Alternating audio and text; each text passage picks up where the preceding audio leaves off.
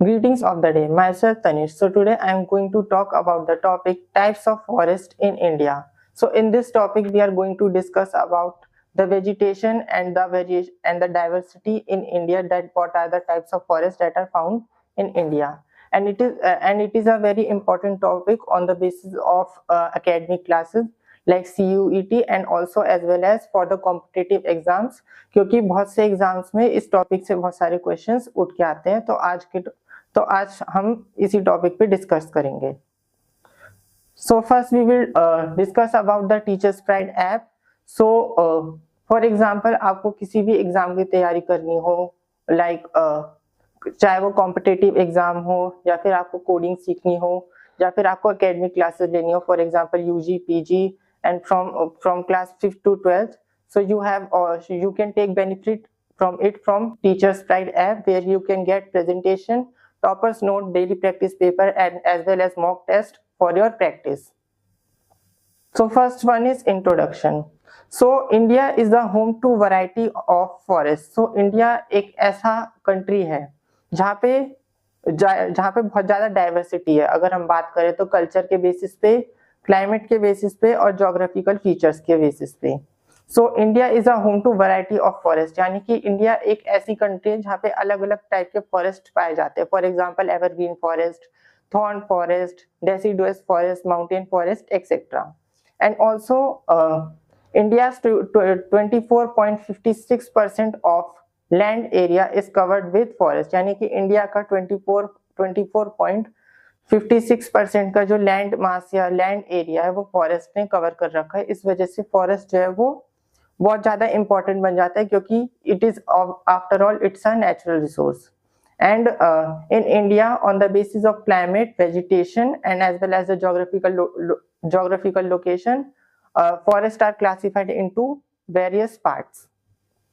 First is tropical evergreen forest. So tropical evergreen forest is basically found on the Himalayan region like northeastern states and as well as eastern Himalayas, and also in the state of Assam and Andaman and Nicobar Island.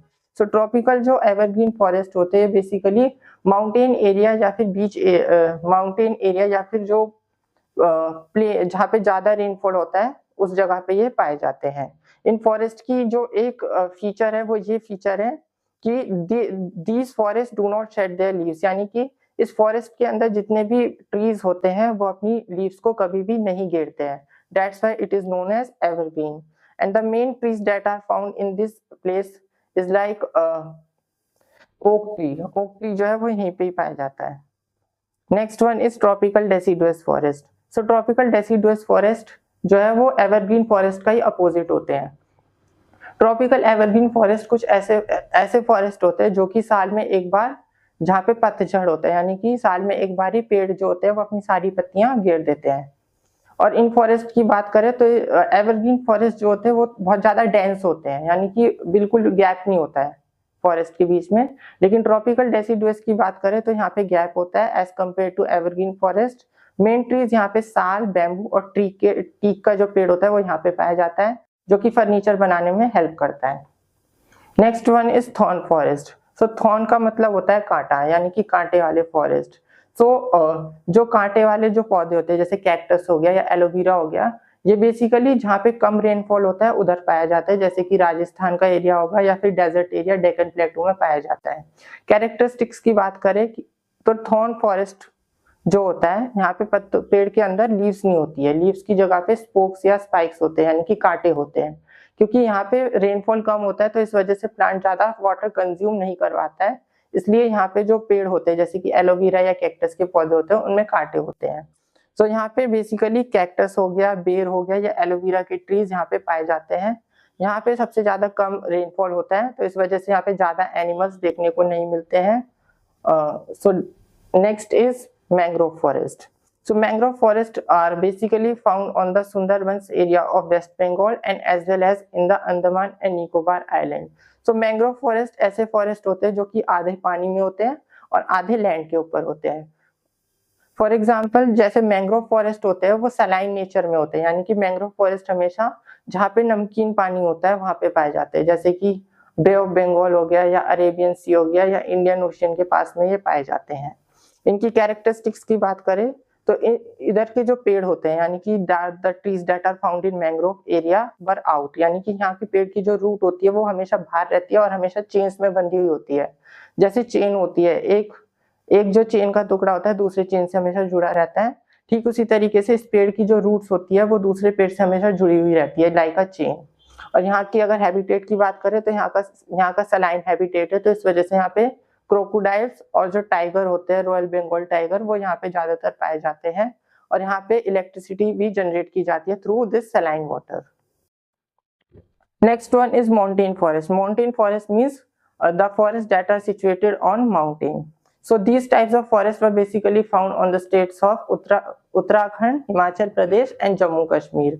और यहाँ की अगर forest की अगर features की बात करें तो माउंटेन फॉरेस्ट में जितने भी ट्रीज पाए जाते हैं वो कोनीफरस होते हैं। कोनीफरस मतलब कि जैसे कि डेसिडुअस का जो पेड़ होता है, डेसिडुअस फॉरेस्ट या एवरग्रीन फॉरेस्ट में जितने भी पेड़ होते हैं उनके ऊपर कैनोपी होती है, लेकिन माउंटेन फॉरेस्ट में जो ट्रीज होते हैं उनके ऊपर कैनोपी नहीं होती, वो कोनीफरस होते हैं। कोनीफरस लाइक जैसे जिस तरीके से क्रिसमस ट्री होता है, क्रिसमस ट्री को हम देखते हैं कि नीचे की तरफ स्लांट होता है, तो स्लांट वो इस वजह से होता है ताकि आइस अगर उसके ऊपर गिरे तो आइस फिसल के नीचे गिर जाए, तो इस वजह से यहाँ पे कोनीफरस फीचर्स वाले पेड़ पाए जाते हैं। और ऐसे जो फॉरेस्ट होते हैं बेसिकली हाई एल्टीट्यूड वाले एरिया पे पाए जाते हैं जैसे कि लद्दाख या जम्मू कश्मीर में। और यहाँ के अगर एनिमल्स या फिर फ्लोरा की बात करें तो यहाँ पे स्नो लेपर्ड या फिर जिसे 12 हॉर्न जो डियर होते हैं यानी कि 12 सिंगा वो यहाँ पे पाए जाते हैं। So last one is conclusion. So as we know that India has diversity in many on the basis of culture and as well as geography. So India में जिस तरीके से कल्चर में डाइवर्सिटी है, क्लाइमेट में डाइवर्सिटी है, ठीक उसी तरीके से फॉरेस्ट के अंदर भी हमें डाइवर्सिटी देखने को मिलती है। एंड ये जो फॉरेस्ट होते हैं बेसिकली इकोसिस्टम को प्रोटेक्ट करते हैं, वाइल्ड लाइफ को भी प्रोटेक्ट करते हैं और साथ ही साथ ये मेंटेनेंस बना के रखते हैं क्लाइमेट का भी, और साथ ही साथ ये it also protects from the natural calamity like flood and tsunami. And last में एक बात कहना चाहूंगा that conservation of forest is crucial for maintaining the environment balance, यानी कि environment पे बैलेंस बनाए रखने के लिए हमें फॉरेस्ट को सेव करना चाहिए और कभी भी नेचर को हार्म नहीं करना चाहिए। सो आज के लिए इतना ही। Thanks for watching.